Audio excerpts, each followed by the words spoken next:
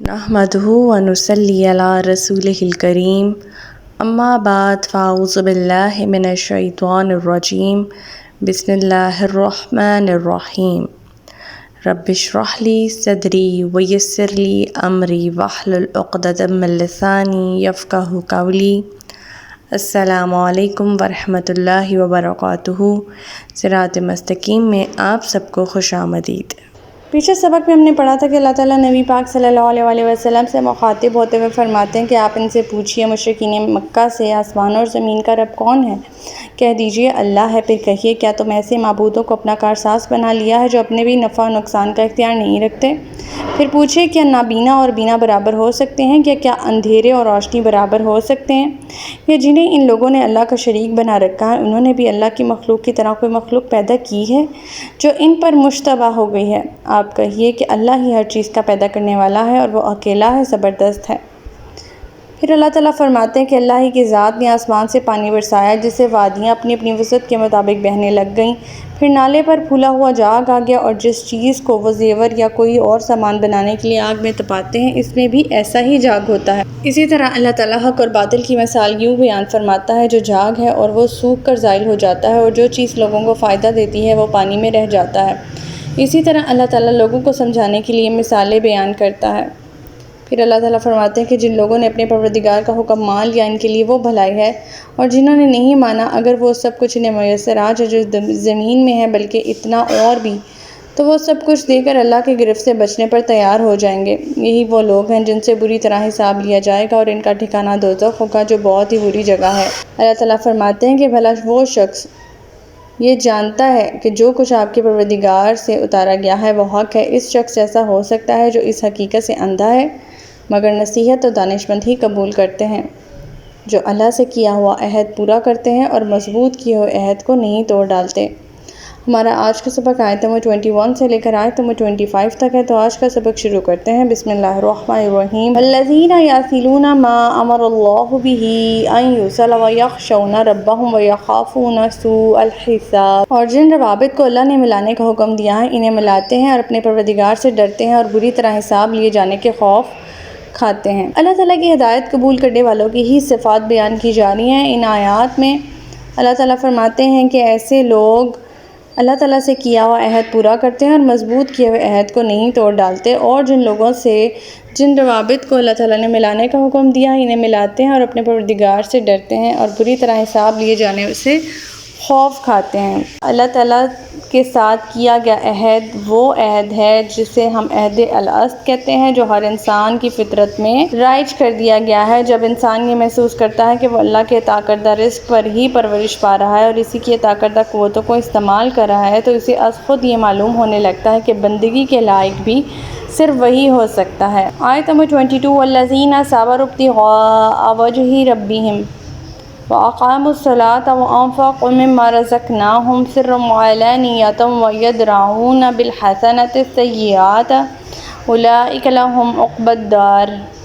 اور جنہوں نے اپنے پروردگار کی رضا کے لیے صبر کیا، نماز قائم کی، اور اللہ نے جو کچھ انہیں دے رکھا تھا اس میں سے پوشیدہ اور علانیہ خرچ کیا اور برائی کا بھلائی سے جواب دیا، یہی لوگ ہیں جن کے لیے آخرت کا گھر ہے۔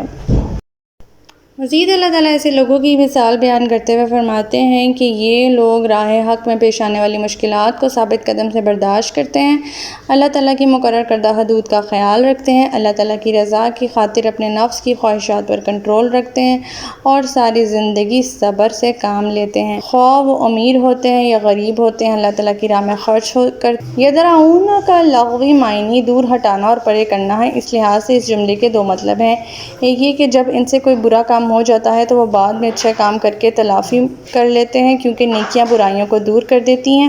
دوسرا مطلب یہ ہے کہ جب ان سے کوئی برائی کرے تو اس کا جواب برائی سے نہیں بلکہ بھلائی سے دیتے ہیں اور عفو و درگزر سے کام لیتے ہیں۔ آپ صلی اللہ علیہ وسلم نے فرمایا کہ صلح رحمی کرنے والا وہ نہیں جو بھلائی کا بدلہ بھلائی سے دے، بلکہ وہ ہے کہ اگر دوسرا اسے برے سلوک سے قطع کرنے کی کوشش کرے تو وہ اچھا سلوک کر کے پھر بھی جوڑے رکھنے کی کوشش کرے، اور یہ بخاری کی حدیث ہے۔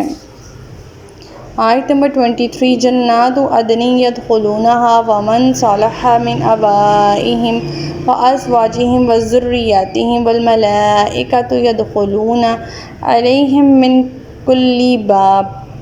اب ایسے لوگوں کے مقام کا ذکر ہو رہا ہے۔ آیت نمبر 23 میں اللہ تعالیٰ فرماتے ہیں کہ جو لوگ وہ گھر جو ہمیشہ قائم رہنے والے باغ ہیں جن میں وہ داخل ہوں گے، اور ان کے ساتھ ان کے باوجداد ان کی بیویاں اور ان کی اولاد میں سے جو نیک ہوں گے وہ بھی داخل ہوں گے، اور فرشتے جنت کے ہر دروازے سے ان کا استقبال کریں گے۔ یہاں پر ایسے لوگوں کے جو ہیں وہ درجات بیان کیے جا رہے ہیں۔ پچھلی آیات میں ایسے لوگوں کی صفات بیان کی گئی تھیں۔ اللہ تعالیٰ فرماتے ہیں کہ ایسے ہی لوگ جنت کے مستحق ہیں۔ پھر ایسے لوگوں کے آباء و اجداد، ان کی بیویاں، ان کی اولاد میں سے جو نیک ہوں گے وہ ان کے ساتھ ہوں گے، اگرچہ ان کے اعمال اس درجے پر نہ ہوں گے، پھر بھی اللہ تعالیٰ انہیں ان کے ساتھ ملا کر جنت میں اکٹھا کر دیں گے، لیکن پہلے جنت کے لیے کوالیفائی کرنا ان کا ضروری ہوگا۔ اور فرشتے جس دروازے پر بھی ان پر جن سے وہ داخل ہو گئے انہیں سلامتی کی دعائیں دیں گے اور ان کا اچھے طریقے سے استقبال کریں گے فرشتے۔ آیت نمبر 24 سلام علیکم بما صبرتم فنعم عقبی الدار۔